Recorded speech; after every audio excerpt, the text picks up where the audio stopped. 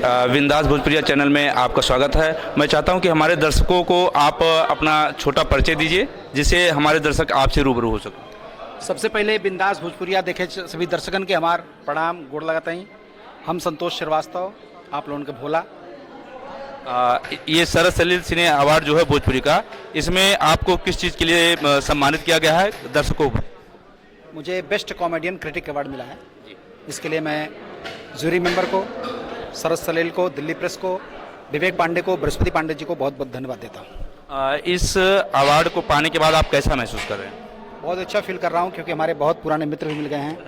दीपक जी बहुत अच्छे सिंगर हैं।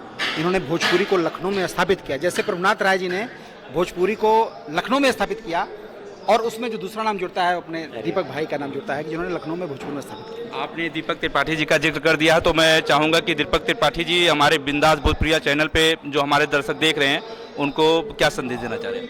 सभी बिंदास भोजपुरी वालों का हमारा दीपक त्रिपाठी बहुत बहुत प्रणाम। और मैं सौभाग्यशाली हूँ कि आज सरस सलील अवार्ड में हम लोग उपस्थित हुए हैं और हमने के इंटरनेशनल फोक अवार्ड से सम्मानित किया बाटी। जो हमारा जो उद्देश्य है अपने पारंपरिक गीतों, ट्रेडिशनल गीतों को ऊंचाइयों पर ले जाना, अपन जो विलुप्त होती चली जा रही गीत हैं जो ट्रेडिशनल, क्योंकि आज के परिवेश में लोग बलगर गीत ज़्यादा नाम पॉपुलरिटी हासिल करना चाहते हैं। तो उनको बहुत बहुत मैं कहूँगा यही कि आप अपनी संस्कृति को बचाइए और क्योंकि जब हमारी भाषा नहीं रहेगी, मातृशक्ति रहेगी, तो जिस घर में संस्कृति और संस्कार का विनाश मतलब नहीं रहता वहाँ विनाश निश्चित है। इसलिए भोजपुरी बहुत मिठास है, भोजपुरी साहित्य है, बहुत ही मतलब 25 करोड़ से ज़्यादा भोजपुरी बोलने जाने की भाषा है। आज पूरे विश्व में एक नई पहचान बनाई है।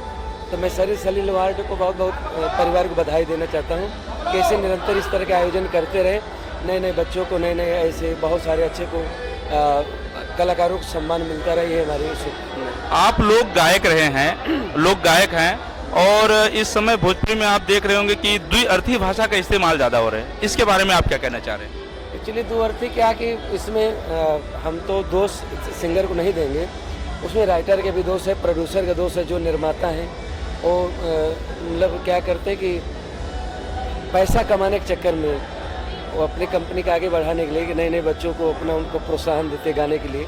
तो इससे सब बच्चे और बच्चे भी बचे कि अपनी संस्कृति बचाव रहे, जिसमें हम ऐसे गीत गाएं जो हम परिवार के बैठ साथ सुन के चले।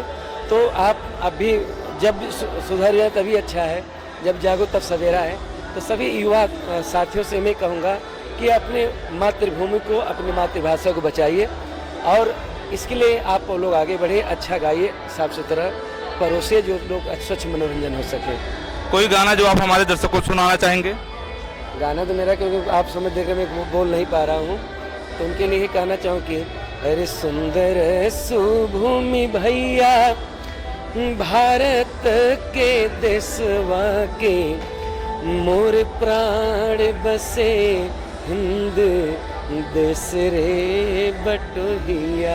बहुत बहुत शुभकामनाएं। दीपक भाई आपको बहुत बहुत बधाई। थैंक यू भैया, थैंक यू बिंदास भोजपुरिया और बिंदास भोजपुरिया परिवार के बहुत बहुत शुभकामनाएं। आप ऐसे निरंतर नए नए बच्चों को मौका दीजिए उसे, क्योंकि मीडिया एक बहुत बड़ा माध्यम है लोगों तक पहुंचाने का अपनी भाषा। बहुत बहुत शुभकामनाएं आपको।